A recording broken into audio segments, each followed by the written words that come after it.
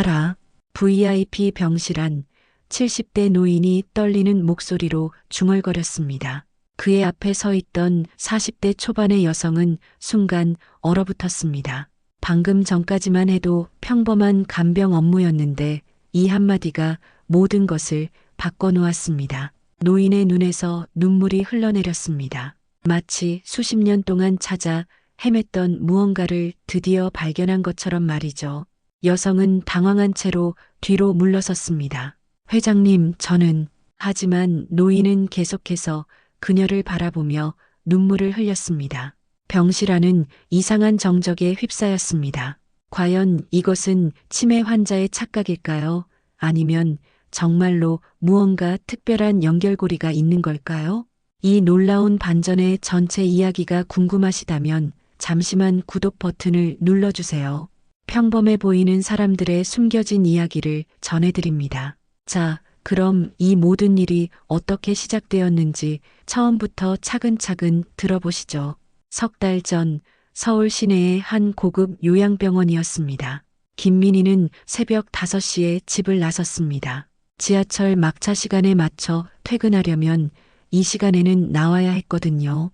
40이 넘은 나이에 야간 간병일을 하는 것이 쉽지는 않았지만 다른 선택의 여지가 없었습니다. 고시원 방 한 칸이 그녀의 전부였습니다. 가족도 없고 특별한 기술도 없고 나이도 애매한 미니에게는 간병일이 유일한 생계 수단이었습니다. 병원에 도착한 미니는 간병사 휴게실에서 간단히 씻고 옷을 갈아입었습니다. 선배 간병사인 이순자가 다가와서 새로운 환자에 대해 설명해 주었습니다. VIP 병실의 박 회장이라는 환자였습니다. 엄청 부자라고 했습니다. 그런데 문제가 있었습니다. 치매가 있다는 것이었죠. 순자는 특히 주의해야 할 점을 강조했습니다. 박 회장이 초기 치매 단계에서 가끔 이상한 행동을 한다는 것이었습니다. 특히 여자 간병사들을 보면 자꾸 딸이라고 부른다는 얘기였습니다. 민희는 고개를 끄덕였습니다. 치매 환자들은 종종 착각을 했습니다. 가족으로 오인하거나 과거와 현재를 헷갈리는 일이 흔했죠. 순자는 의사 선생님의 당부를 전해주었습니다. 너무 진지하게 받아들이지 말라는 것이었습니다. 치매 때문에 착각하시는 거라서 적당히 맞춰주면 된다고 했습니다. 민희는 또한 박 회장에게 아들이 하나 있다는 얘기도 들었습니다. 가끔 들른다고 했는데 뭔가 사이가 어색해 보인다고 했습니다. 하지만 간병사가 상관할 일은 아니었죠. 순자는 VIP 병실로 가는 길을 알려주었습니다. 민희는 간병 가방을 들고 엘리베이터에 올랐습니다. VIP 병실 복도는 일반 병실과는 확연히 달랐습니다. 카펫이 깔려 있고 벽면에는 고급스러운 그림들이 걸려 있었습니다. 마치 호텔 같은 분위기였죠. 209호실. 민희는 문패를 확인하고 노크했습니다. 새로 배정받은 간병사 김민희라고 자신을 소개했습니다. 문을 열고 들어선 순간 민희는 잠시 멈춰 섰습니다. 병실이라기보다는 호텔 스위트룸 같았습니다. 넓은 침대, 고급 소파, 대형 TV, 심지어 작은 냉장고까지 있었습니다. 침대에 누워있던 노인이 민희를 바라봤습니다. 70대 초반으로 보이는 그는 여전히 위험 있는 모습이었습니다. 비싼 잠옷을 입고 있었고 손목에는 고급 시계가 차져 있었습니다. 민희가 자신을 소개하자 박 회장은 민희를 한참 바라봤습니다. 그의 눈빛에는 뭔가 복잡한 감정이 담겨 있었습니다. 마치 무언가를 찾고 있는 것 같기도 하고 헷갈려하는 것 같기도 했습니다. 박 회장이 민희의 나이를 물어봤습니다. 민희가 42살이라고 대답하자 박 회장은 뭔가를 계산하는 듯 중얼거렸습니다. 민희는 순자가 했던 말을 떠올렸습니다. 치매 때문에 착각을 하신다고 했었죠. 민희는 불편한 것이 있으시면 언제든 말씀해 달라고 했습니다. 그리고 능숙하게 병실을 정리하기 시작했습니다. 혈압계를 확인하고 약통을 정리하고 물컵에 물을 새로 따라 놓았습니다. 박 회장은 계속해서 민희의 움직임을 지켜봤습니다. 가끔 뭔가 말하려다가도 다시 입을 다물곤 했습니다. 마치 확신이 서지 않는 것처럼 망설이는 모습이었습니다. 잠시 후 담당 의사가 회진을 왔습니다. 박 회장의 컨디션을 확인한 후 의사는 민희에게 따로 설명해 주었습니다. 환자분이 가끔 착각을 하실 수 있다는 것이었습니다. 특히 여성분들을 보면 돌아가신 부인이나 자녀로 착각하시는 경우가 있다고 했습니다. 너무 심각하게 받아들이지 말고 그냥 맞장구만 쳐주라고 당부했습니다. 치매 초기 증상 중 하나라는 설명이었죠. 의사가 나간 후 박 회장이 민희를 불렀습니다. 뭔가 묻고 싶어 하는 것 같았지만 계속 망설였습니다. 결국 괜찮다며 말을 흐렸습니다. 아침 식사 시간이 되어 민희가 식사를 준비했습니다. 박 회장이 천천히 일어났는데 거동이 불편해 보였지만 스스로 하려고 노력하는 모습이었습니다. 민희가 도와드릴지 물어보자 박 회장은 아직은 혼자 할 수 있다고 대답했습니다. 하지만 숟가락을 들던 박 회장의 손이 떨렸습니다. 민희는 자연스럽게 다가가서 손을 받쳐주었습니다. 그 순간 박 회장이 민희의 손을 유심히 바라봤습니다. 그리고 손목에 작은 상처를 발견했습니다. 언제 생긴 상처냐고 물어봤습니다. 민희는 어렸을 때 다쳤던 것 같다고 대답했습니다. 정확히는 기억이 안 난다고 했죠. 박 회장의 얼굴에 이상한 표정이 스쳤습니다. 하지만 곧 고개를 저으며 자신도 늙어서 이상한 생각만 든다고 중얼거렸습니다. 점심시간이 되자 박 회장의 아들이 병문안을 왔습니다. 40대 중반으로 보이는 잘생긴 남자였습니다. 박상우라고 자신을 소개했습니다. 박상우는 아버지에게 공손하게 인사했지만 어딘가 어색한 느낌이 있었습니다. 의무적으로 하는 것 같은 분위기였죠. 박상우는 새로운 간병사가 왔다는 얘기를 들었다며 민희를 쳐다봤습니다. 민희가 자신을 소개하자 아버지를 잘 부탁한다고 말했습니다. 박상우는 아버지와 둘만의 시간을 보내고 싶다고 했습니다. 민희는 밖으로 나가서 기다렸습니다. 복도에서 기다리는 동안 민희는 병실 안에서 들려오는 대화를 들을 수 있었습니다. 박상우가 아버지에게 또 간병사를 이상하게 보시는 거 아니냐고 물어봤습니다. 박 회장이 무슨 말이냐고 반문하자 박상우는 의사 선생님의 말을 전했습니다. 치매 때문에 착각하실 수 있다고 여자분들을 보면 돌아가신 어머니나 다른 사람으로 착각하신다는 얘기였습니다. 박상우는 아버지에게 너무 깊이 생각하지 말라고 당부했습니다. 그냥 치료에 집중하라고 했죠. 박상우가 나오면서 민희에게 말했습니다. 아버지가 가끔 이상한 말씀을 하셔도 그냥 넘어가 달라는 것이었습니다. 치매 때문에 착각을 하신다고 설명했습니다. 민희가 다시 병실로 들어가자 박 회장이 창밖을 바라보며 무언가 생각에 잠겨 있었습니다. 민희가 아드님이 바쁘신가 보다고 말하자 박 회장이 응답했습니다. 박 회장은 아들이 자꾸 자신이 이상해졌다고 생각한다며 서운해했습니다. 의사도 그렇고 모든 사람들이 그렇다고 했습니다. 박 회장은 치매라는 게 참 무서운 병이라고 말했습니다. 자꾸 의심받게 된다는 것이었죠. 민희는 박 회장의 손을 가만히 잡아주었습니다. 회장님은 정상이라고 많이 외로우셨을 뿐이라고 위로했습니다. 박 회장은 진심으로 고마워했습니다. 그날 저녁 민희가 퇴근하려고 하자 박 회장이 부탁했습니다. 혹시 시간 되면 주말에도 올 수 있느냐는 것이었습니다. 다른 간병사들은 자신이 이상한 사람이라고 생각해서 힘들다고 했습니다. 민희만 믿을 수 있을 것 같다고 말했죠. 민희는 올 수 있다고 대답했습니다. 박 회장은 정말 고마워했습니다. 민희는 박 회장에게 인사하고 병실을 나왔습니다.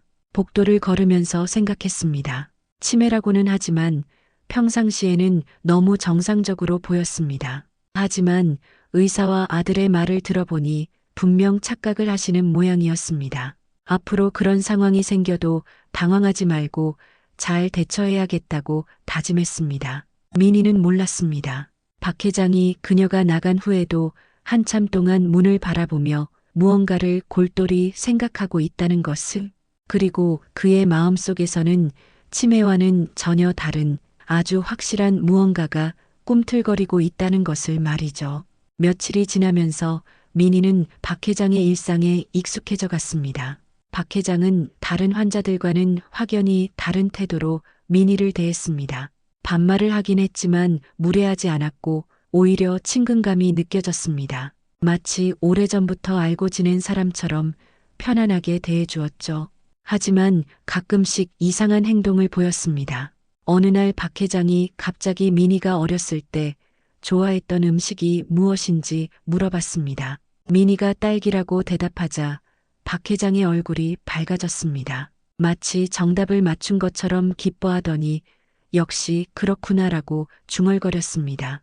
민희가 왜 그런지 물어보자 박 회장은 그냥 그런 것 같아서라고 얼버무렸습니다. 이런 식의 의미를 알 수 없는 대화가 자주 있었습니다. 민희는 이것도 치매 증상의 일종이라고 생각했습니다. 며칠 후에는 더 이상한 일이 있었습니다. 박 회장이 갑자기 피아노를 칠 줄 아는지 물어본 것입니다. 민희가 못한다고 하자 실망하는 것 같았습니다. 그러면서 어렸을 때 배우고 싶었던 적은 없냐고 물었습니다. 민희는 고아원에서는 그런 걸 배울 기회가 없었다고 대답했습니다. 그러자 박 회장이 성심 고아원이라고 하던가? 라고 물었습니다. 민희는 깜짝 놀랐습니다. 자신이 고아원 이름을 말한 적이 없었는데 어떻게 알았을까요? 박 회장은 당황하며 유명한 고아원이라서 그렇다고 얼버무렸습니다. 그러면서 그 고아원 근처에 피아노 학원이 있었지 않냐고 물었습니다. 민희는 어렸을 때라 잘 모르겠다고 대답했지만 박 회장의 질문이 너무 구체적이어서 이상했습니다. 박 회장은 더 이상 묻지 않았지만 하루 종일 무언가를 깊이 생각하는 것 같았습니다. 다음 날 간병사 휴게실에서 순자가 민희에게 말했습니다. 박 회장 담당 의사가 민희를 찾고 있다는 것이었습니다. 환자가 자꾸 이상한 말을 한다고 민희에 대해서 뭔가 착각을 하고 있는 것 같다는 얘기였습니다. 민희는 의사 선생님을 찾아갔습니다. 의사는 박 회장이 요즘 어떤지 물어보며 어떤 이상한 질문들을 하는지 자세히 들었습니다. 민희가 박 회장이 자신의 어린 시절에 대해 자세히 물어보고 심지어 고아원 이름까지 알고 있었다고 말하자 의사는 고개를 끄덕였습니다. 역시 그렇군요. 의사는 민희에게 설명했습니다. 치매 환자들이 종종 보이는 증상이라고 했습니다. 특히 박 회장 같은 경우에는 예전에 딸을 잃은 적이 있다고 했습니다. 아주 어렸을 때 사고로 잃었다고 하더군요. 그래서 비슷한 나이의 여성을 보면 자꾸 딸로 착각한다는 것이었습니다. 특히 민희와 나이가 비슷해서 더 그런 것 같다고 했습니다. 의사는 너무 심각하게 받아들이지 말고 적당히 맞춰주라고 조언했습니다. 환자를 자극하면 안 된다는 것이었죠. 민희는 이제야 박 회장의 행동을 이해할 수 있었습니다. 치매로 인해 잃어버린 딸을 자신에게 투영하고 있었던 거였습니다. 병실로 돌아가니 박 회장이 창밖을 바라보고 있었습니다. 민희가 점심시간이라고 하자 박 회장이 진지한 표정으로 앉으라고 했습니다. 나 때문에 힘들지? 박 회장이 물었습니다. 자꾸 이상한 질문에서 의사 선생님이 뭐라고 했느냐고 물었습니다. 민희는 잠시 망설이다가 솔직하게 말했습니다. 치매 증상이라고 자신이 돌아가신 따님과 비슷해서 착각하신다고 의사가 말했다고 했습니다. 박 회장의 얼굴이 어두워졌습니다. 다들 그렇게 생각한다며 씁쓸해했습니다. 그러면서 민희는 어떻게 생각하느냐고 물었습니다. 민희는 박 회장이 외로워서 그런 거라고 생각한다고 말했습니다. 가족이 그리우시니까 그런 것 같다고 했죠. 박 회장은 민희의 손을 잡으며 고맙다고 말했습니다. 그날 저녁 박상우가 다시 병문안을 왔습니다. 이번에는 의사와 함께였습니다. 의사가 박 회장에게 요즘 간병사에 대해 자꾸 개인적인 질문을 한다고 들었다며 상담을 시작했습니다. 치매 때문에 착각을 할 수 있다는 것이었습니다. 간병사를 다른 사람으로 생각하는 것 같다고 했죠. 박 회장이 자신이 미쳤다는 얘기냐고 반발하자 의사는 돌아가신 따님에 대한 그리움이 투영되는 거라고 설명했습니다. 자연스러운 증상이니까 걱정하지 말라고 했습니다. 박상우도 치료받으시면 좋아지실 거라며 아버지를 달랬습니다. 박 회장은 답답한 표정을 지으며 다들 자신의 말을 믿지 않는다고 중얼거렸습니다. 의사와 박상우가 나간 후 박 회장이 민희에게 자신이 정말 이상한 사람 같냐고 물었습니다. 민희는 전혀 그렇지 않다고 대답했습니다. 그러자 박 회장이 자신이 하는 말들이 그냥 치매 증상 같냐고 또 물었습니다. 민희는 잠시 고민했습니다. 박 회장의 눈빛이 너무 간절했습니다. 민희는 잘 모르겠지만 박 회장이 자신을 소중하게 생각해 주시는 건 느껴진다고 말했습니다. 박 회장은 그렇다면 됐다며 안도하는 표정을 지었습니다. 며칠 후 또 다른 이상한 일이 있었습니다. 박 회장이 갑자기 민희가 왼손잡이냐고 물어본 것입니다. 민희가 오른손잡이라고 하자 그런데 왼손도 잘 쓰는 것 같다고 했습니다. 민희는 어렸을 때 왼손을 다쳐서 오른손을 쓰게 됐다고 설명했습니다. 손목 상처와 함께 다쳤나 보다고 했죠. 그 말을 들은 박 회장이 깜짝 놀라며 일어났습니다. 서랍에서 뭔가를 꺼내려다가 갑자기 멈췄습니다. 그리고 다시 앉으며 아무것도 아니라고 중얼거렸습니다. 하지만 그날 밤 박 회장은 잠들지 못했습니다. 민희가 퇴근한 후에도 계속 뭔가를 생각하고 있었습니다. 설마, 정말 설마일까? 박 회장의 마음속에서는 치매와는 전혀 다른 아주 확실한 직감이 꿈틀거리고 있었습니다. 하지만 모든 사람들이 그것을 치매라고 부르고 있었습니다. 의사도 아들도 모든 사람들이 자신의 확신을 치매 증상이라고 단정했습니다. 과연 이것은 정말 치매 환자의 착각일까요? 아니면 다른 무언가일까요? 박 회장만이 알고 있는 진실이 있었습니다. 하지만 그 누구도 그의 말을 믿으려 하지 않았습니다. 일주일이 지나면서 민희와 박 회장 사이에는 특별한 유대감이 형성되기 시작했습니다. 박 회장은 민희가 오는 시간만 기다렸습니다. 다른 간병사들과는 달리 민희는 자신을 이상한 사람 취급하지 않았거든요. 오히려 따뜻하게 대해주고 진심으로 돌봐주는 것이 느껴졌습니다. 민희 역시 박 회장에게 특별한 감정을 느끼기 시작했습니다. 단순히 환자와 간병사의 관계를 넘어서 마치 가족 같은 정이 들었달까요? 박 회장이 자신을 바라보는 눈빛에는 다른 환자들과는 다른 무언가가 있었습니다. 어느 날 오후 평소처럼 조용했던 병실에 갑작스러운 상황이 벌어졌습니다. 박 회장이 점심을 드시다가 실수로 음식을 흘리셨습니다. 잠옷바지에 국물이 묻어서 갈아입어야 하는 상황이었습니다. 회장님, 옷을 갈아입으셔야겠어요. 민희가 깨끗한 잠옷을 준비하며 말했습니다. 미안해. 손이 떨려서. 괜찮아요. 자주 있는 일이에요. 민희는 박 회장을 침대로 부축해드렸습니다. 박 회장은 부끄러워하며 혼자 할 수 있다고 했지만 손이 떨려서 제대로 되지 않았습니다. 제가 도와드릴게요. 민희는 전문적이고 자연스럽게 접근했습니다. 간병사로 일하면서 이런 상황은 여러 번 겪어봤거든요. 환자의 존엄성을 지키면서도 필요한 도움을 주는 것이 간병사의 역할이었습니다. 민희는 조심스럽게 박 회장을 침대에 앉게 하고 더러워진 잠옷바지를 벗겨드리기 시작했습니다. 박 회장은 부끄러워하며 고개를 돌렸습니다. 회장님, 괜찮아요. 자연스러운 일이에요. 민희는 전문적으로 하지만 따뜻하게 박 회장을 도왔습니다. 그리고 천천히 박 회장의 바지를 아래로 내려주었습니다. 바로 그 순간 민희의 손이 멈췄습니다. 박 회장의 왼쪽 허벅지에 특이한 모양의 점이 있었습니다. 별 모양처럼 생긴 점이었는데 민희는 어디선가 본 것 같은 기분이 들었습니다. 어디서 봤지? 이 점을. 민희의 머릿속에서 흐릿한 기억이 떠올랐습니다. 아주 어렸을 때 누군가의 다리에서 본 것 같은, 하지만 확실하지 않았습니다. 그리고 박 회장의 표정이 이상하게 변했습니다. 마치 아주 오래된 기억이 되살아나는 것 같았습니다. 미안해. 이런 일까지. 괜찮아요. 제 일이에요. 박 회장은 민희의 손길을 느끼며 갑자기 눈물이 차올랐습니다. 그 따뜻하고 자연스러운 돌봄의 손길이 어디선가 느껴본 것 같았습니다. 민희도 이상한 기분이었습니다. 왜인지 박 회장을 돌봐드리는 것이 자연스럽고 편안했습니다. 마치 오래전부터 해왔던 일인 것처럼 말이죠. 왜 이렇게 익숙하지?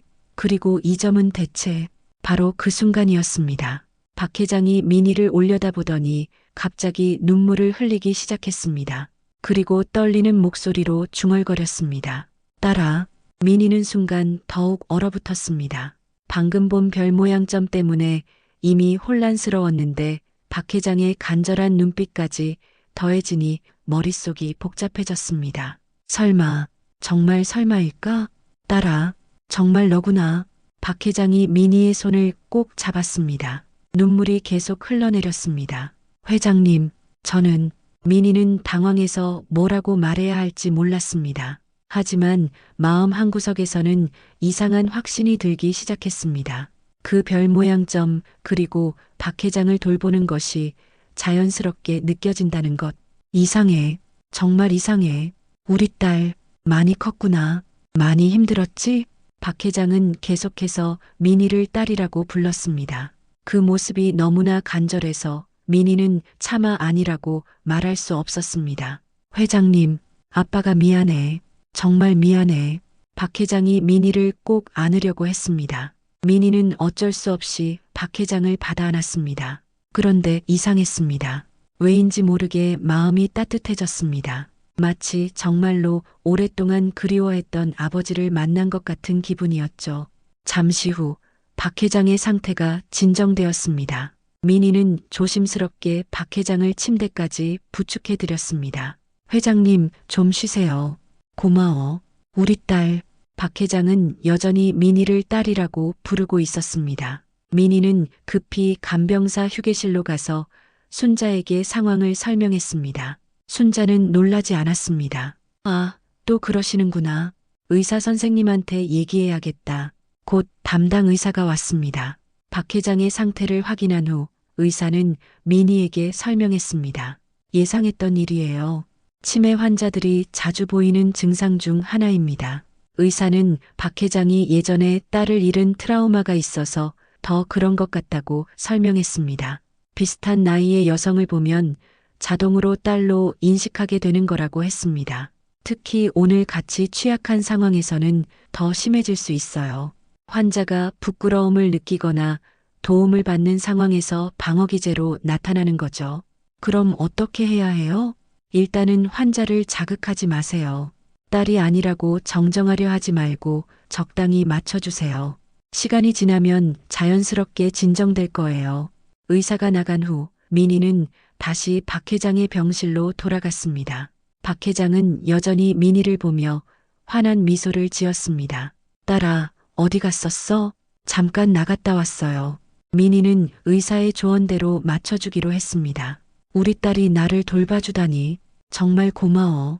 박 회장의 목소리에는 진심 어린 감정이 담겨 있었습니다. 미니는 복잡한 기분이었습니다. 이것이 치매 증상이라는 걸 알면서도 왜인지 마음 한구석이 따뜻해졌습니다. 저녁 무렵 박상우가 병문안을 왔습니다. 박 회장이 미니를 딸이라고 부르는 모습을 보고 깜짝 놀랐습니다. 아버지, 뭐 하시는 거예요? 상우야, 우리 딸이 돌아왔어. 많이 컸지? 박상우는 당황하며 미니를 쳐다봤습니다. 미니는 조용히 고개를 저으며 치매 증상이라는 신호를 보냈습니다. 박상우는 재빨리 의사를 불렀습니다. 의사가 와서 상황을 설명해 주자 박상우는 한숨을 쉬었습니다. 역시 치매가 심해지는 건가요? 일시적인 현상일 가능성이 높습니다. 스트레스나 감정적 충격으로 인해 나타날 수 있어요. 그럼 어떻게 해야 하죠? 일단은 환자를 자극하지 않는 게 중요해요. 며칠 지켜보시고 계속 이런 상태라면 약물 조정을 고려해 봐야겠습니다. 박상우는 미니에게 미안하다고 말했습니다. 아버지가 이상한 행동을 해서 곤란하게 만들었다면서요. 미니는 괜찮다고 대답했습니다. 간병사님이 이해해 주셔서 다행이에요. 아버지가 딸이라고 하셔도 그냥 넘어가 주세요. 네, 알겠어요. 그날 밤 미니는 박 회장을 돌보면서 이상한 감정을 느꼈습니다. 박 회장이 자신을 딸이라고 부를 때마다 왜인지 마음이 뭉클해졌습니다. 가족이 없이 자란 미니에게는 아버지라는 존재가 늘 그리운 대상이었습니다. 비록 치매로 인한 착각이지만 누군가가 자신을 그토록 소중하게 여겨준다는 것이 낯설면서도 따뜻했습니다. 딸아, 내일도 올 거지? 박 회장이 잠들기 전에 물어봤습니다. 네, 올게요. 고마워. 정말 고마워. 박 회장은 안심한 듯 잠들었습니다. 민희는 퇴근하면서 생각했습니다. 의사도 아들도 모두 이것을 치매 증상이라고 했습니다. 하지만 왜인지 박 회장의 눈빛은 단순한 착각 이상의 무언가가 있는 것 같았습니다. 과연 이것이 정말 치매로 인한 착각일까요? 아니면 다른 무언가가 있는 걸까요? 민희는 알 수 없는 궁금증을 품고 집으로 향했습니다. 그날 밤 민희는 잠들지 못했습니다. 박 회장의 허벅지에서 본 별 모양 점이 계속 머릿속을 맴돌았습니다. 분명히 어디선가 본 것 같은데 아무리 생각해도 정확한 기억이 나지 않았습니다. 고시원 침대에 누워 천장을 바라보며 민희는 생각했습니다. 어렸을 때의 기억은 대부분 흐릿했습니다. 고아원에 오기 전의 기억은 더욱 그랬고요. 그냥 우연의 일치겠지. 하지만 마음 한구석에서는 계속 무언가가 끓어오르고 있었습니다. 다음 날 아침 민희는 평소보다 일찍 병원에 도착했습니다. 박 회장을 보는 순간 어제의 기억이 생생하게 떠올랐습니다. 민희 씨, 일찍 왔네요. 박 회장이 환한 미소로 인사했습니다. 어제 일 이후로 더욱 친근하게 대하는 것 같았습니다. 네, 회장님. 잘 주무셨어요? 응, 잘 잤어. 오랜만에 마음이 편했거든. 박 회장의 표정이 이전과는 달랐습니다. 뭔가 확신에 찬 모습이었달까요? 하지만 민희는 여전히 혼란스러웠습니다. 아침 식사를 준비하는 동안 민희는 계속 박 회장을 관찰했습니다. 그의 손가락 모양, 목소리의 톤, 웃는 방식, 모든 것이 낯설면서도 익숙했습니다. 민희 씨, 혹시 어렸을 때 좋아했던 노래가 있나? 박 회장이 갑자기 물어봤습니다. 노래요? 응, 자장가 같은 거. 누군가 불러줬던 노래 말이야. 민희는 잠시 생각했습니다. 고아원에서는 자장가를 불러주는 사람이 없었습니다. 하지만 어렴풋이 기억나는 멜로디가 하나 있었습니다. 잘 기억은 안 나지만 반짝반짝 작은 별 같은 게 있었던 것 같아요. 박 회장의 눈이 번쩍 빛났습니다. 그 노래, 나도 알아. 그리고 박 회장이 조용히 노래를 부르기 시작했습니다. 정확히 민희가 기억하는 그 멜로디였습니다. 민희는 소름이 돋았습니다.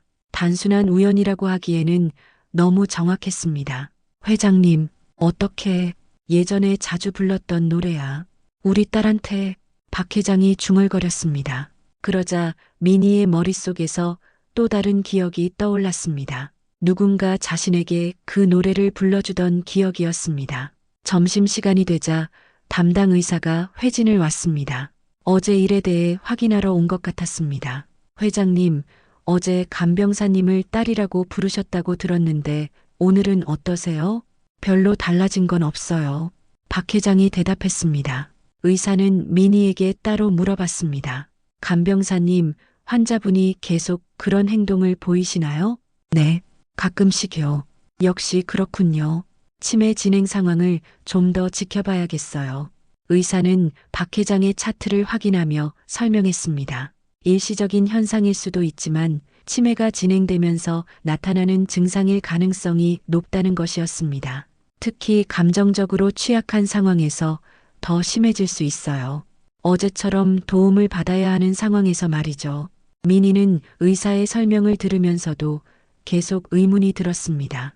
박 회장의 행동이 단순한 치매 증상 같지 않았거든요. 의사가 나간 후 박 회장이 민희를 불렀습니다.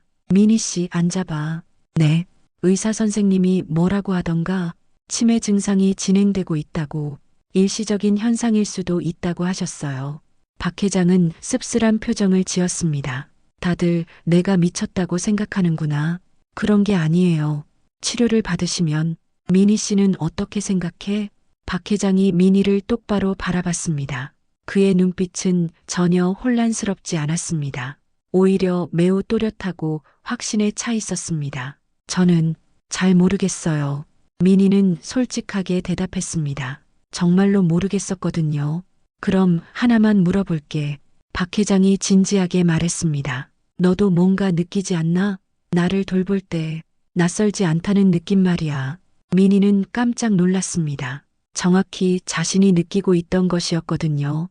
그리고 어제 본 그 점, 기억나지 않나? 민희의 심장이 빨리 뛰기 시작했습니다. 회장님, 나는 확신해. 넌 내 딸이야. 박 회장의 목소리에는 흔들림이 없었습니다. 하지만 의사 선생님은, 의사들은 몰라. 그들은 겉으로 보이는 것만 볼 뿐이야. 하지만 나는 알아.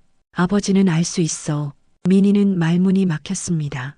박 회장의 확신이 너무 강해서 자신도 흔들리기 시작했습니다. 저녁 무렵 박상우가 병문안을 왔습니다. 아버지가 여전히 간병사를 딸이라고 부른다는 소식을 들었나 봅니다. 아버지, 의사 선생님과 상담했어요? 응. 그런데 왜 계속 그러세요? 간병사님을 힘들게 하시면 안 되잖아요. 박상우가 걱정스럽게 말했습니다. 상우야, 넌 믿지 않겠지만 이 사람은 정말 우리 가족이야. 아버지, 그런 말씀하지 마세요. 치매 때문에 착각하시는 거예요. 박상우는 단호하게 말했습니다. 그리고 민희에게 죄송하다고 사과했습니다. 간병사님, 아버지가 계속 이상한 말씀을 하시면 그냥 넘어가 주세요. 네, 알겠어요. 박상우가 나간 후 박 회장이 한숨을 쉬었습니다. 아들조차 내 말을 믿지 않는구나. 회장님, 민희 씨, 나 하나만 믿어주면 안 될까? 박 회장의 눈에 눈물이 맺혔습니다. 내가 미친 사람 같나? 민희는 오랫동안 망설였습니다. 이성적으로는 의사와 박상우의 말이 맞는 것 같았습니다. 하지만 감정적으로는 박 회장의 말이 더 와닿았습니다. 회장님은 미친 사람이 아니에요. 민희가 조용히 말했습니다. 그럼 내 말을 믿어주는 건가? 저도 이상한 느낌이 들어요. 회장님을 처음 봤을 때부터 박 회장의 얼굴이 밝아졌습니다. 역시 그렇구나. 하지만 확실하지는 않아요. 어떻게 확인할 수 있을까요? 민희가 물어봤습니다. 박 회장은 잠시 생각하더니 말했습니다. 방법이 있어. 하지만 좀 복잡해. 어떤 방법인데요? 우선은 조금 더 지켜보자. 그리고 박 회장이 민희의 손을 잡았습니다. 우리만의 비밀로 하자. 다른 사람들은 이해하지 못할 테니까. 민희는 고개를 끄덕였습니다. 정확히 무엇인지는 모르겠지만 분명히 특별한 무언가가 있다는 것만은 확실했습니다. 그날 밤 민희는 또다시 잠들지 못했습니다. 하지만 이번에는 다른 이유였습니다. 박 회장과의 대화가 계속 머릿속을 맴돌았거든요. 과연 이것이 정말 치매 환자의 착각일까요? 아니면 정말로 숨겨진 진실이 있는 걸까요? 민희는 답을 찾고 싶었습니다. 그리고 그 답이 자신의 인생을 완전히 바꿀 수도 있다는 것을 알고 있었습니다. 며칠이 지나면서 민희와 박 회장 사이의 특별한 관계는 더욱 깊어졌습니다. 박 회장은 민희가 오기만을 기다렸고 민희도 박 회장과 함께 있을 때 묘한 평온함을 느꼈습니다. 마치 오랫동안 잃어버렸던 무언가를 되찾은 것 같은 기분이었죠. 하지만 주변 사람들의 시선은 여전히 차가웠습니다. 어느 날 오후 간병사 휴게실에서 동료들이 민희에 대해 수군거리는 소리를 들었습니다. 박 회장님이 민희를 너무 특별하게 대한다던데 치매 환자가 착각하는 거라고 하더라고. 딸로 생각한대. 그런데 민희도 이상해. 왜 거절하지 않고 맞춰주는 거야? 혹시 돈을 노리는 건 아닐까? 민희는 가슴이 아팠습니다. 하지만 뭐라고 변명할 수도 없었습니다. 자신도 정확히 무엇이 일어나고 있는지 모르겠으니까요. 그날 저녁 박 회장이 민희에게 특별한 제안을 했습니다. 민희야, 내가 보관하고 있는 물건들이 있어. 같이 보지 않을래? 박 회장은 침대 옆 서랍에서 작은 상자를 꺼냈습니다. 오래된 나무 상자였는데 정성스럽게 보관된 것 같았습니다. 이게 뭐예요? 내 딸, 잃어버린 딸의 물건들이야. 박 회장이 상자를 열었습니다. 안에는 작은 옷가지들, 사진 몇 장, 그리고 작은 신발 한 켤레가 들어 있었습니다. 민희는 그 물건들을 보는 순간 심장이 멈출 것 같았습니다. 특히 그 작은 빨간 신발이 너무나 익숙해 보였습니다. 이 신발, 민희가 떨리는 손으로 신발을 집어들었습니다. 신발 안쪽에 작은 글씨로 뭔가 적혀 있었습니다. 미니, 자신의 이름이었습니다. 어떻게 제 이름이? 박 회장이 눈물을 흘리며 말했습니다. 내가 우리 딸을 위해 직접 써놓은 거야. 잃어버릴까봐. 미니는 더 이상 말할 수 없었습니다. 그 신발은 분명히 자신이 어렸을 때 신었던 것 같았습니다. 크기도 딱 맞았고 신발의 모양도 어렴풋이 기억나는 것 같았습니다. 그리고 이 사진들, 박 회장이 흑백 사진 한 장을 꺼냈습니다. 어린아이가 웃고 있는 사진이었는데 그 아이의 얼굴이 이게 저예요? 미니가 놀라며 물어봤습니다. 사진 속 아이는 분명히 자신과 닮아 있었습니다. 그래, 내 딸이야. 5살 때 찍은 마지막 사진이지. 박 회장이 사진을 어루만지며 말했습니다. 그날 이후로는 다시 못 봤어. 무슨 일이 있었던 건가요? 미니가 조심스럽게 물어봤습니다. 박 회장은 잠시 망설이더니 이야기를 시작했습니다. 그때 나는 젊고 바빴어. 사업 때문에 정신이 없었지. 엄마는 일찍 세상을 떠났고 딸 하나만 남겨두고. 박 회장의 목소리가 떨렸습니다. 어느 날 사업상 급한 일이 있어서 딸을 보육원에 맡기고 갔어. 하루만 맡겨달라고 했는데. 그런데 무슨 일이 일어났나요? 내가 돌아왔을 때는 딸이 사라져 있었어. 보육원에서는 다른 곳으로 입양됐다고 했는데 어디로 갔는지 알려주지 않았어. 박 회장이 고개를 떨어뜨렸습니다. 나는 미친 듯이 찾아다녔어. 수십 년 동안. 하지만 찾을 수 없었지. 미니는 충격을 받았습니다. 자신도 고아원에서 자랐는데 혹시 그때 그 보육원이 혹시 성심 보육원인가요? 박 회장이 깜짝 놀라며 고개를 들었습니다. 어떻게 알았어? 제가 거기서 자랐어요. 순간 둘 사이에 정적이 흘렀습니다. 박 회장이 떨리는 손으로 미니의 얼굴을 어루만졌습니다. 정말 너였구나. 미니도 눈물이 났습니다. 모든 것이 맞아떨어지고 있었습니다. 별 모양점, 자장가, 그리고 이 신발. 아빠, 미니가 처음으로 박 회장을 아빠라고 불렀습니다. 내 딸이 돌아왔구나.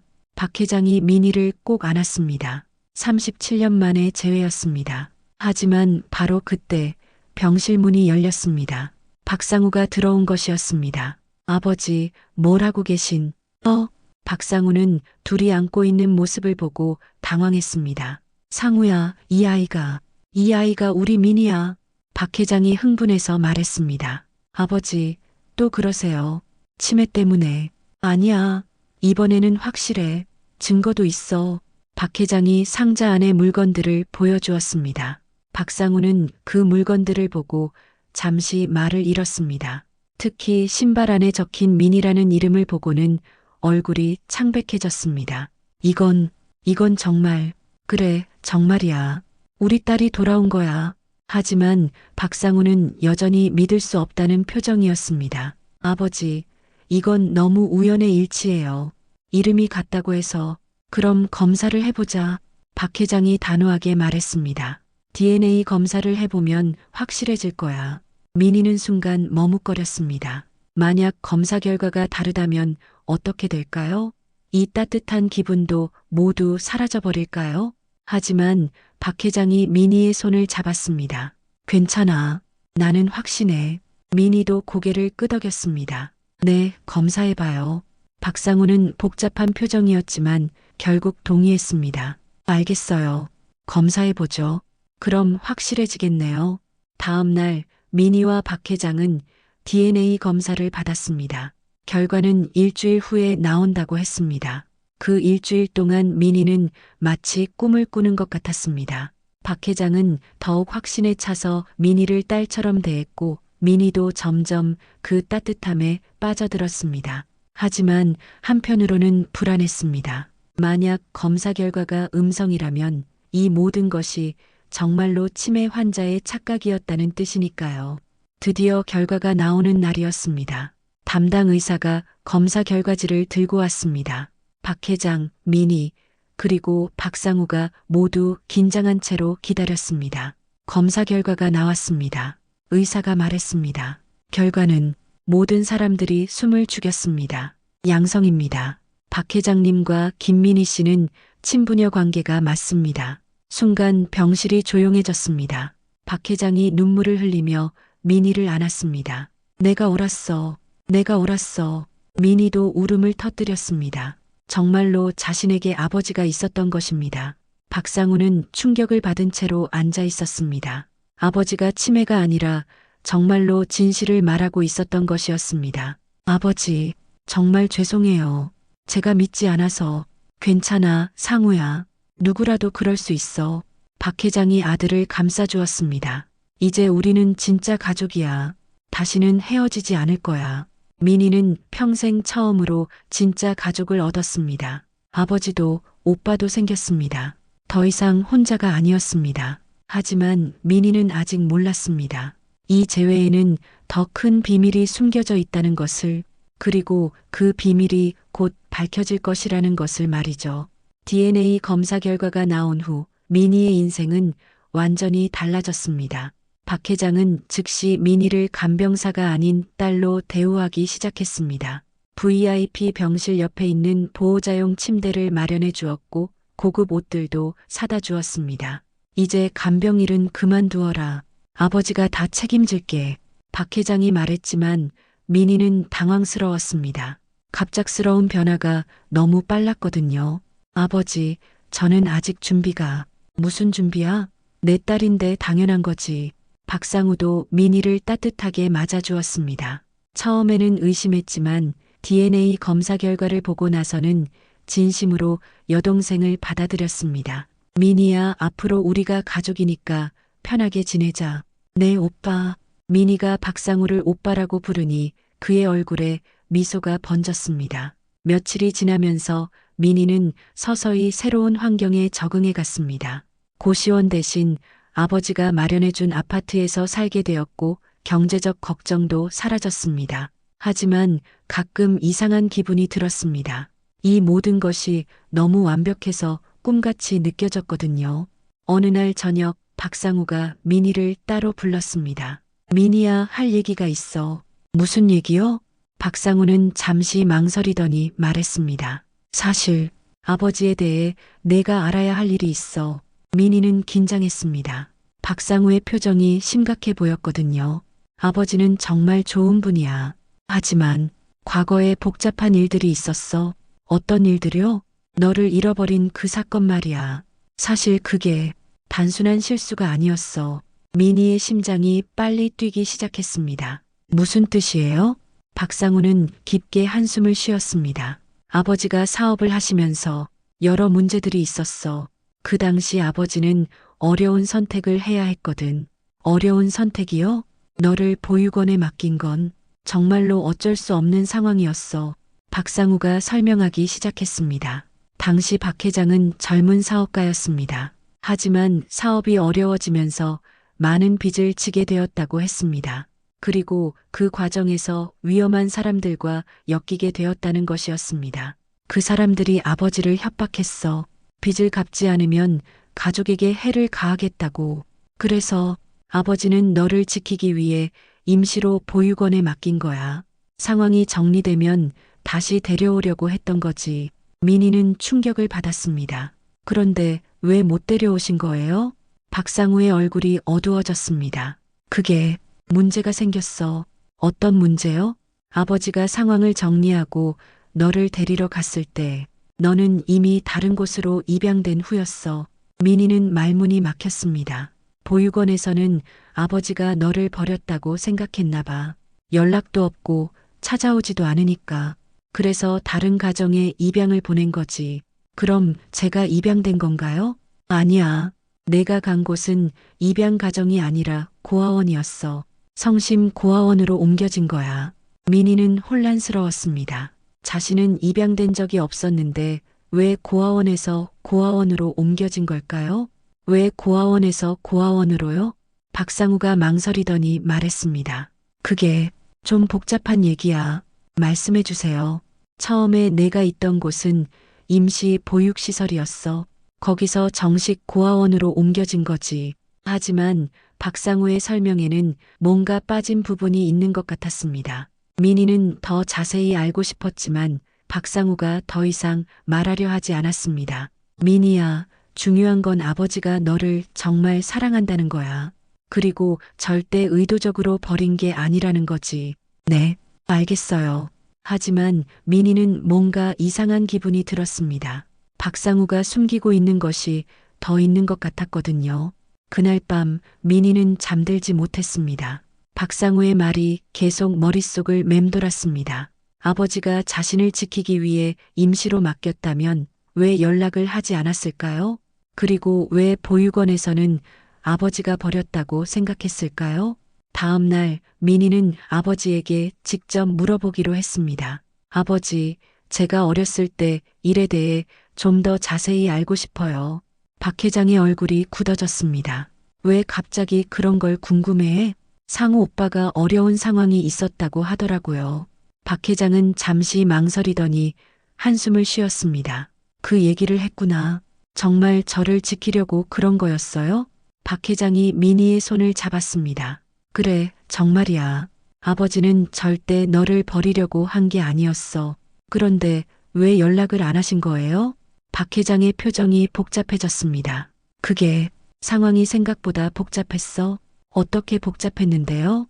박 회장은 오랫동안 망설이더니 입을 열었습니다. 사실은, 하지만 그 순간 박상우가 병실에 들어왔습니다. 아버지, 회사에서 급한 연락이 왔어요. 박 회장은 민희에게 미안하다는 표정을 지었습니다. 민희야, 나중에 더 자세히 얘기해 줄게. 민희는 아쉬웠지만 고개를 끄덕였습니다.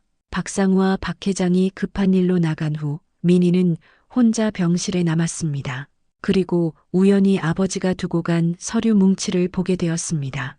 호기심에 살짝 들여다본 순간 민희는 충격적인 내용을 발견했습니다. 서류에는 37년 전의 계약서가 있었습니다. 그리고 그 계약서의 내용은 아동 양육권 포기 계약서, 박 회장의 서명이 선명하게 적혀 있었습니다. 민희는 손이 떨렸습니다. 이것은 박상우가 말한 것과 완전히 달랐습니다. 임시로 맡긴 것이 아니라 아예 양육권을 포기한 것이었습니다. 더 충격적인 것은 그 이유였습니다. 사업 확장을 위한 자금 확보 목적. 민희는 서류를 더 뒤져봤습니다. 그리고 더욱 충격적인 내용을 발견했습니다. 박 회장이 민희를 포기한 대가로 받은 돈이 적혀 있었습니다. 그리고 그 돈으로 사업을 크게 확장했다는 기록도 있었습니다. 민희는 온몸이 떨렸습니다. 아버지가 나를 돈을 받고 팔았다는 거야? 바로 그때 박 회장과 박상우가 돌아왔습니다. 민희야, 미안해. 급한 일이. 박 회장이 말하다가 민희가 들고 있는 서류를 보고 얼굴이 창백해졌습니다. 그건 어떻게? 민희가 떨리는 목소리로 물었습니다. 아버지, 이게 정말인가요? 박 회장은 아무 말도 하지 못했습니다. 저를 돈을 받고 팔았던 건가요? 순간 병실에 정적이 흘렀습니다. 민희는 37년 만에 찾은 아버지가 사실은 자신을 돈을 받고 판 사람이었다는 충격적인 진실을 알게 된 것이었습니다. 충격적인 진실을 알게 된 것이었습니다. 병실에 흐르는 정적이 너무나 무거웠습니다. 민희는 떨리는 손에 계약서를 들고 아버지를 바라봤습니다. 박 회장의 얼굴은 창백했고 박상우는 당황한 표정으로 서 있었습니다. 민희의 목소리가 떨렸습니다. 정말로 자신을 돈을 받고 팔았던 것이냐고 물어봤습니다. 박 회장은 오랫동안 입을 열지 못했습니다. 그의 침묵이 답이었습니다. 민희가 소리쳤습니다. 왜 말씀 안 하시냐고, 왜냐고 절규했습니다. 박 회장이 마침내 입을 열어 그건 민희가 생각하는 게 아니라고 말했습니다. 하지만 민희는 계약서를 흔들며 반박했습니다. 여기 분명히 사업 확장을 위한 자금 확보라고 적혀 있다고. 어떻게 자기 딸을 돈을 받고 팔 수 있냐고 울부짖었습니다. 박 회장의 눈에서 눈물이 흘렸습니다. 제발 듣기만 해달라고, 상황이 그렇게 단순하지 않았다고 간청했습니다. 하지만 민희는 단순하지 않다는 게 무슨 뜻이냐고, 뭐가 복잡하냐고, 딸을 파는 게 복잡한 일이냐고 따졌습니다. 박상우가 나서서 진정하고 아버지 말씀을 들어보라고 말했습니다. 하지만 민희는 박상우도 알고 있었냐고 그래서 거짓말한 거냐고 추궁했습니다. 지키려고 임시로 맡겼다고 했던 것이 거짓말이었냐고 노려봤습니다. 박상우는 대답하지 못했습니다.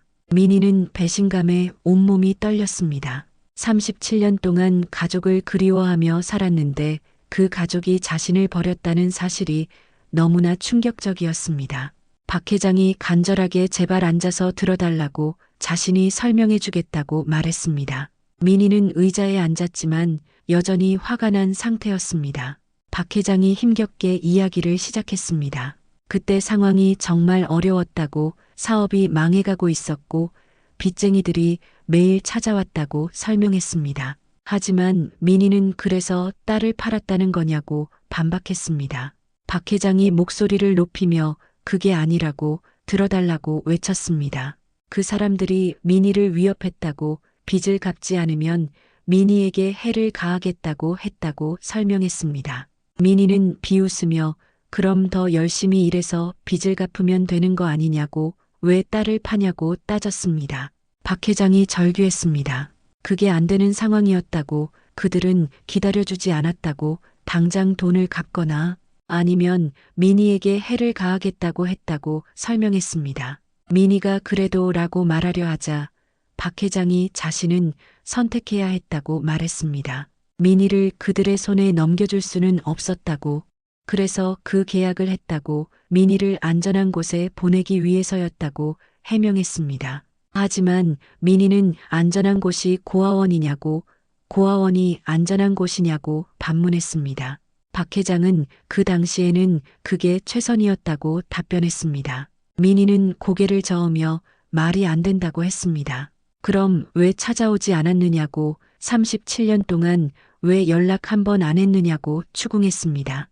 박 회장이 더욱 괴로워하며 찾았다고, 자신은 계속 찾았다고 말했습니다. 민희가 거짓말이라고 외치자 박 회장이 정말이라고, 상황이 정리되자마자 민희를 찾으러 다녔다고 항변했습니다. 박 회장은 서랍에서 또 다른 서류들을 꺼냈습니다. 자신이 고용한 탐정들의 보고서라고 설명했습니다. 민희가 서류들을 받아봤습니다. 정말로 수십 년간의 수색 기록들이 있었습니다. 이게 정말이냐고 물어보자 박 회장이 그렇다고, 자신은 37년 동안 하루도 빠지지 않고 민희를 찾았다고 눈물을 흘리며 말했습니다. 하지만 찾을 수 없었다고, 민희가 어디로 갔는지, 어떻게 살고 있는지 알 수 없었다고 고백했습니다. 민희는 혼란스러웠습니다. 서류들을 보니 정말로 아버지가 자신을 찾기 위해 엄청난 노력을 기울인 것 같았습니다.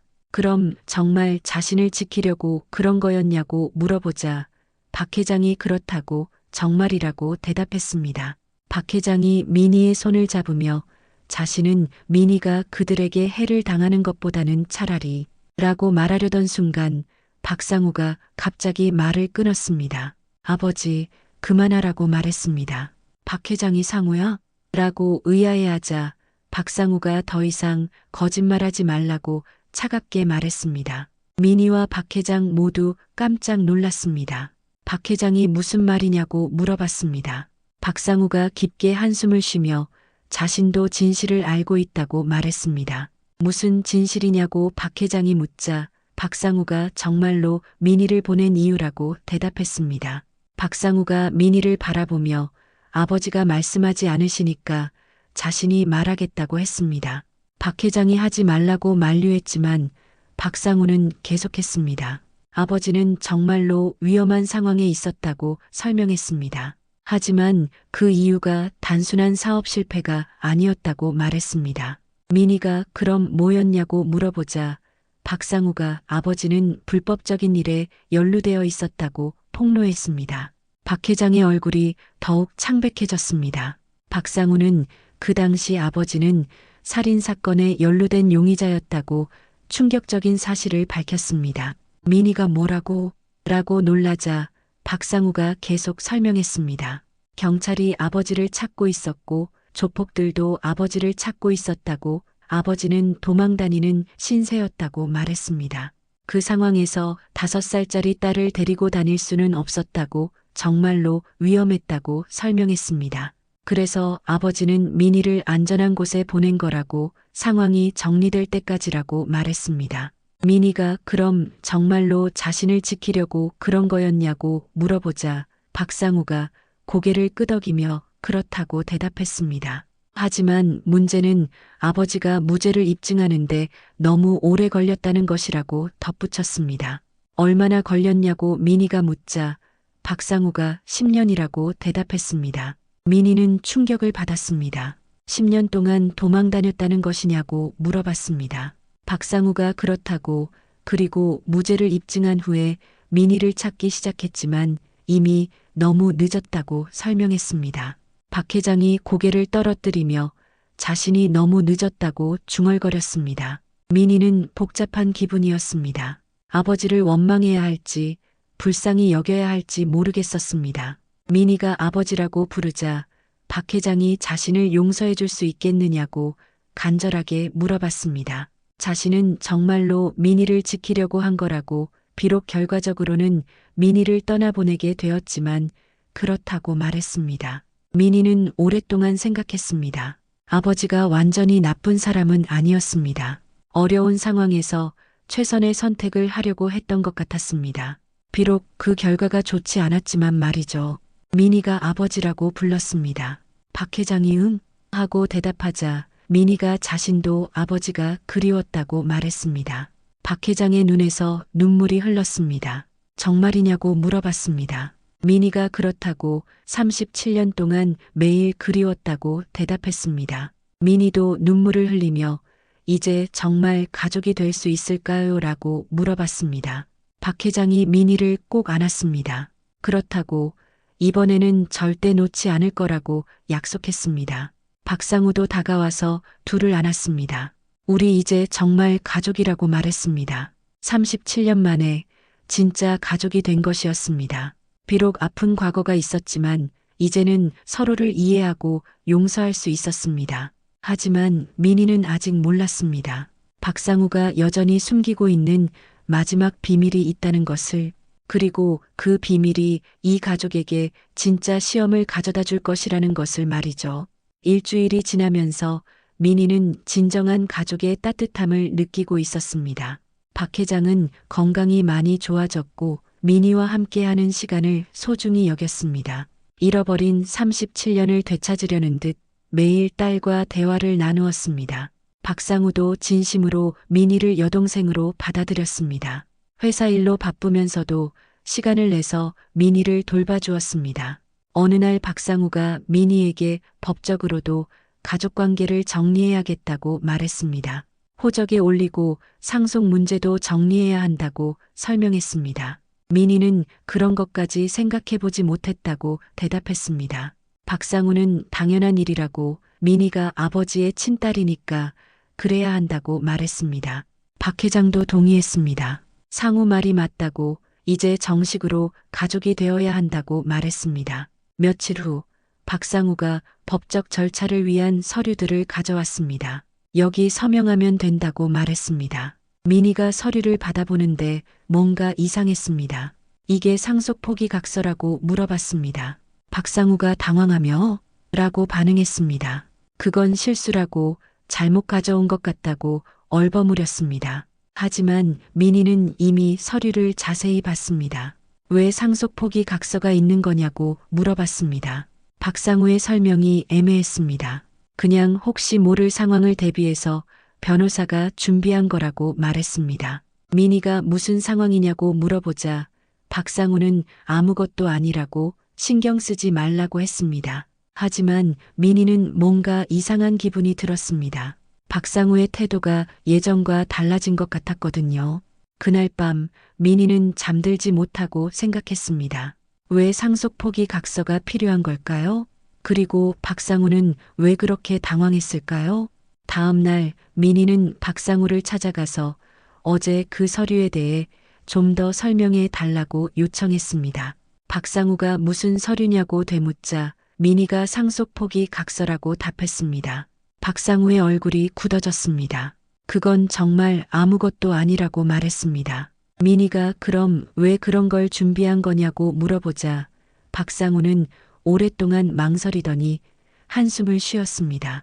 민희에게 앉으라고 말한 후 사실 할 얘기가 있다고 털어놨습니다. 민희는 불안한 마음으로 앉았습니다. 박상우가 심각한 표정으로 민희가 나타나면서 좀 복잡한 상황이 생겼다고 설명하기 시작했습니다. 민희가 어떤 상황이냐고 물어보자 박상우가 아버지 회사에 문제가 생겼다고 말했습니다. 민희는 이해할 수 없었습니다.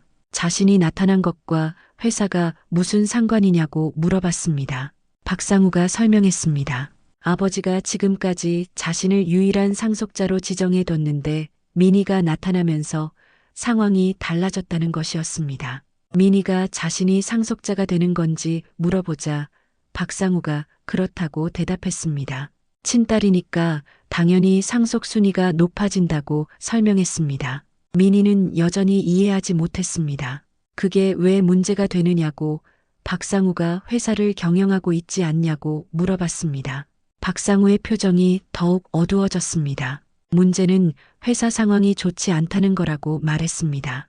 어떻게 좋지 않냐고 민희가 묻자 박상우가 빚이 많다고 아주 많다고 대답했습니다. 민희는 깜짝 놀라며 얼마나 되냐고 물어봤습니다. 박상우가 수백억 원이라고 답했습니다. 민희가 수백억이라고 되물으며 충격을 받았습니다. 박상우가 고개를 끄덕이며 설명했습니다. 아버지가 사업을 확장하면서 너무 무리했다고 그리고 최근에 큰 손실을 봤다고 말했습니다. 민희는 충격을 받으며 그럼 아버지가 부자가 아니라는 건지 물어봤습니다. 박상우가 겉으로는 부자지만 실제로는 빚이 더 많다고 설명했습니다. 민희가 그럼 이 병원비도 어떻게 내고 있는 건지 물어보자 박상우가 빚으로 내고 있다고 답했습니다. 민희는 말문이 막혔습니다. 박상우가 계속해서 그래서 상속 포기 각서가 필요한 거라고 설명했습니다. 민희가 상속을 받으면 빚도 같이 받게 된다고 수백억 원의 빚을 말이라고 말했습니다. 민희는 온몸이 떨렸습니다. 그럼 자신이 상속을 포기해야 한다는 건지 물어봤습니다. 박상우의 목소리가 떨리며 그게 민희를 위한 일이라고 말했습니다. 하지만 민희는 박상우는 어떻게 되느냐고 걱정했습니다. 박상우가 쓴웃음을 지으며 자신은 어쩔 수 없다고 말했습니다. 이미 회사 경영에 깊이 관여하고 있어서 도망갈 수도 없다고 설명했습니다. 민희는 복잡한 기분이었습니다. 겨우 찾은 가족인데 이런 문제가 있다니 민희가 혹시 자신 때문에 더 부담이 되는 건 아닌지 물어봤습니다. 박상우가 무슨 말이냐고 반문하자 민희가 자신이 나타나서 상속 문제가 복잡해진 거 아닌지 물어봤습니다. 박상우는 잠시 망설이더니 솔직하게 사실 좀 그렇다고 인정했습니다. 민희는 가슴이 아팠습니다. 그럼 자신이 없으면 더 좋은 건지 물어봤습니다. 박상우가 급히 그런 게 아니라고 말했습니다. 자신은 민희를 진짜 가족이라고 생각한다고 하지만 현실적인 문제도 있지 않냐고 설명했습니다. 민희는 눈물이 났습니다. 겨우 찾은 가족인데 또다시 부담이 되는 존재가 되어버린 것 같았습니다. 박상우가 민희를 안으며 울지 말라고 위로했습니다. 해결책을 찾을 거라고 약속했습니다. 민희가 어떤 해결책이냐고 물어보자 박상우가 일단 상속은 포기하고 대신 다른 방법으로 민희를 지원하겠다고 말했습니다. 다른 방법이 뭐냐고 민희가 묻자 박상우가 아버지 명의로 되어 있지 않은 자산들이 있다고 그걸로 민희가 편하게 살 수 있게 해주겠다고 설명했습니다. 민희는 고개를 저었습니다. 자신은 돈이 필요한 게 아니라고 말했습니다. 그럼 뭐가 필요하냐고 박상우가 물어보자 민희가 가족이 필요한 거라고 대답했습니다. 박상우의 눈에 눈물이 맺혔습니다. 우리는 가족이라고 앞으로도 계속 그럴 거라고 약속했습니다. 민희가 정말이냐고 물어보자 박상우가 정말이라고 상속이 어떻게 되든 우리는 가족이라고 다시 한번 약속했습니다. 그때 박 회장이 들어왔습니다. 무슨 일이냐고 둘 다 왜 우느냐고 물어봤습니다. 박상우가 아버지에게 모든 상황을 설명했습니다. 박 회장은 충격을 받았습니다. 자신이 민희에게 빚을 물려주게 되는 거냐고 괴로워했습니다. 박상우가 그렇게 된다고 답했습니다. 박 회장이 민희를 바라보며 미안하다고 말했습니다. 아버지가 또 미니에게 짐을 지우게 됐다고 사과했습니다. 하지만 미니는 괜찮다고 말했습니다.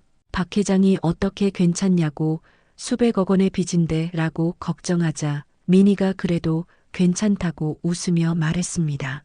자신은 37년 동안 혼자 살았다고 그때에 비하면 지금은 천국이라고 설명했습니다. 박 회장과 박상우 모두 놀랐습니다. 미니가 계속해서 가족이 있다는 것만으로도 충분하다고 말했습니다. 돈은 다시 벌면 된다고 그렇지 않냐고 웃었습니다. 박 회장이 하지만이라고 말하려 하자 미니가 두 사람의 손을 잡으며 함께 해결하자고 제안했습니다. 혼자서는 어려워도 셋이 함께하면 할 수 있다고 격려했습니다. 박 회장이 눈물을 흘리며 자신의 딸이 이렇게 대견할 수가 없다고 감탄했습니다. 박상우도 감동해서 미니에게 고맙다고 말했습니다. 미니가 뭐가 고마우냐고 우리 가족인데 라고 환하게 웃었습니다. 힘들어도 함께하면 이겨낼 수 있다고 확신했습니다. 그날 밤 세 사람은 오랫동안 대화를 나눴습니다. 앞으로 어떻게 문제를 해결할지, 어떻게 가족으로 살아갈지에 대해 진지하게 논의했습니다. 쉽지 않은 길이었지만 이제는 혼자가 아니었습니다. 일주일 후 미니는 간병사 일을 다시 시작했습니다. 이번에는 아버지를 돌보는 게 아니라 다른 환자들을 위해서였습니다. 박상우가 왜 다시 일을 시작하냐고 물어보자 미니가 빚을 갚으려면 돈이 필요하다고 대답했습니다. 박상우가 하지만 간병사 월급으로는 한계가 있다고 걱정하자 미니가 작은 도움이라도 되고 싶다고 말했습니다. 그리고 이 일이 좋다고 누군가를 돌보는 게 자신의 천직인 것 같다고 웃었습니다. 박 회장이 딸을 자랑스럽게 바라보며 우리 딸이 정말 대단하다고 감탄했습니다. 미니가 아버지도 빨리 나으셔서 같이 일하라고 격려했습니다. 박 회장이 그렇겠다고 아버지도 다시 시작할 거라고 약속했습니다. 박상우가 우리 모두 함께 새 출발하자고 제안했습니다. 세 사람은 서로를 꼭 안았습니다. 비록 앞날이 험난하겠지만 이제는 함께였습니다. 진짜 가족이 되었으니까요. 몇 년 후 미니는 자신만의 간병센터를 운영하게 되었습니다. 박 회장과 박상우도 새로운 사업을 시작해서 조금씩 빚을 갚아나갔습니다. 그리고 무엇보다 중요한 것은 세 사람이 진정한 가족이 되었다는 것이었습니다. 어느 날 박 회장이 미니에게 말했습니다. 아버지가 미니를 찾은 게 아니라 미니가 아버지를 찾아준 거라고 말했습니다. 미니가 무슨 말씀이냐고 물어보자 박 회장이 설명했습니다. 미니가 없었다면 아버지는 외롭게 죽었을 거라고 하지만 이제는 행복하다고 말했습니다. 미니도 웃으며 자신도 행복하다고 대답했습니다. 가족 없는 간병인이 백만장자의 바지를 내리던 그 순간 운명이 바뀌었습니다. 하지만 진짜 기적은 돈이나 지위가 아니었습니다. 서로를 사랑하고 돌보는 진정한 가족을 찾은 것, 그것이야말로 가장 큰 선물이었습니다.